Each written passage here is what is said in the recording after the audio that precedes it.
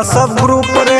भात रोटी कम खइहे भांग भरपूर रे, भांग भरपूर रे, भांग भरपूर रे।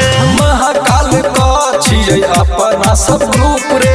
भात रोटी कम खइहे भांग भरपूर रे, भांग भरपूर रे।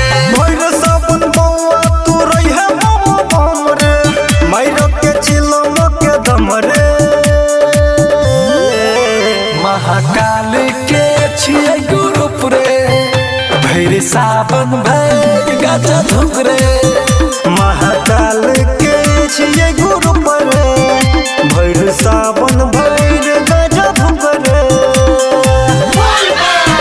भैर सावन भैर महाकाल के छियै ग्रुप रे, धुक रे। भैर सावन भैर गाजा धुक रे। भैर सावन पीहे ने तू दारू औरी तारी, बहिनो के रोई है तू बौआ शाकाहारी, बौआ शाकाहारी, बौआ शाकाहारी। बाबा भोलेनाथ पर रखी है तू ध्यान रे। कोनो छोरिया से अब करी है नहीं बात रे, करी है नहीं बात रे। भैर सावन बौआ तू रही है बम बम रे, माइर के चिलम के दम रे। महाकाल के छियै ग्रुप रे। भैर सावन भैर गाजा धुक रे। महाकाल के छियै ग्रुप रे। भैर सावन भैर गाजा धुक रे। भैर सावन भैर महाकाल के छियै ग्रुप रे, धुक रे।